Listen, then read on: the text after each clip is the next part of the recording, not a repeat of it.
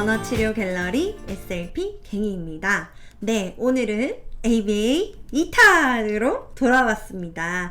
2탄에서는요, ABA 장점과 그리고 ABA 단점에 대해서 설명을 해드리고요. 그리고 ABA의 간단한 알림사항, 유의사항 같은 것들도 한번 준비를 해봤어요. 그러면 같이 출발해 볼까요? 첫 번째, 장점부터 한번 설명을 드려볼게요. 비언어적인 기법으로도 실시가 가능합니다. 왜냐하면 언어의 사용이 행동을 수정하는 데 있어서 필수적이지는 않아요. 그래서 의사소통 능력이 지체되어져 있는 아이들에게 굉장히 유리한 프로그램이죠. 그렇기 때문에 언어치료랑 이제 ABA랑 같이 접목을 시켜가지고 이제 친구들의 동기 유발도 시키면서 이제 언어를 최대한 끌어당길 수 있는 방법으로 많이 사용하기도 하죠. 이제 두 번째 같은 경우에는 원인을 정확하게 알지 않아도 이 프로그램을 사용할 수 있다는 점이 사실 굉장히 장점인데요. 몇몇의 치료 기법들은 그 원인에 따라서 제거하는 과정으로 형성이 되어 있는 경우들이 굉장히 많아요.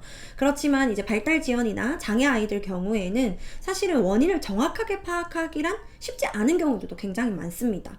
아무리 MRI를 찍어 본다거나 유전자 검사를 진행해도 찾기 어려운 경우들이 굉장히 많아요. 그렇게 이제 사실은 원인론과 무관하게 이 프로그램을 진행할 수 있다라는 점이 사실은 가장 큰 장점이 아닐까, 그런 생각도 좀 들어봤습니다. 네. 그리고 세 번째, 객관성과 측정성이 있다라는 부분인데요.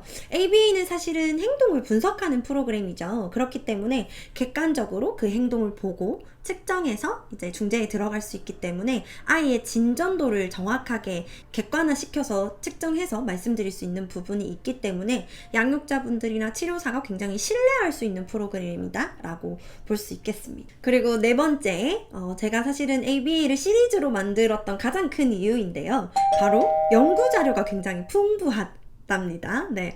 사실은 오래되었기도 하고, 그리고 가장 우수한 프로그램이니만큼 많은 연구자들이 이 프로그램에 대해서 굉장히 디테일하고 굉장히 많이 연구를 했어요. 그렇기 때문에 이제 궁금한 점이 있다라거나 아니면 난이도 조절이나 이런 어려운 점들이 들이닥쳤을 때 연구 자료를 찾아보면서 도움을 많이 받을 수 있다는 점, 그 부분도 연구자 입장에서는 좀 큰 장점으로 다가왔답니다. 네, 그리고 제가 이 프로그램을 좋아하는 이유 중에 또 한 가지가 더 있는데요. 바로 가정과 연계하기가 다른 프로그램들보다 훨씬 더 쉽다라는 거예요. 간단하게 연수만 받고도 아니면 중재 원리에 대한 이해도만 좀 어느 정도 있더라도 사실은 가정에서 수행이 가능한 부분들이 분명히 있거든요. 책도 있잖아요. 집에서 하는 ABA 네, 그렇죠. 저도 읽어봤는데요, 그 책. 사실은 저도 이제 지금 여기가 이제 제 치료 방이지만, 네, 치료할 때도 ABA 기반으로 해서 언어 치료를 굉장히 많이 하는 편이에요.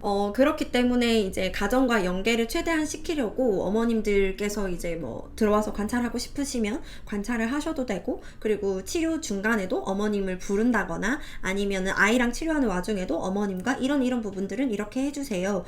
이 아이가 지금 이렇게 했었던 이유는 이런 이유 때문이에요 라고도 많이 중재를 하기도 하고 부모 교육을 많이 하기도 하는데요. 한 가지 예시를 좀 말씀을 드려보자면, 제가 지금 수업을 한 2달 반 정도 한 친구가 있어요. 그 친구는 어머님이 이제 치료할 때마다 들어오셔서 제가 중재하는 방법, 중재하는 이제 강화 스케줄 이런 것들을 다 보면서 이제 휴대폰에 기록을 하시더라고요. 그렇게 해가지고 이제 가정에서 연계가 되다 보니까 사실은 이제 동기 유발적인 부분도 그렇고 감각적인 부분도 그렇고 굉장히 좀 많이 좁은 친구였는데, 지금은 이제 먹고 싶으면 이제 하거나 아니면 주 정도까지는 하는 이제 그 정도 수준으로 좀 올라오기도 했답니다. 네. 공부를 하신 거죠. 이제 언어 치료를 보면서 이제 이런 ABA 기반으로 해가지고 이렇게 해서 이렇게 프로그램을 짜가지고 집에서 이제 그대로 하셨다 보니까 이제 가정에서도 연계가 되고 치료실에서도 연계가 되다 보니 친구가 조금 더 진전이 빠르게 진행됐었던 부분이 아닌가 하는 그런 생각도 들어요. 네, 그리고 이제 6번째, 바로 과제 분석인데요. 사실 아이들마다 다 다르죠. 우리마다 다 다른데요.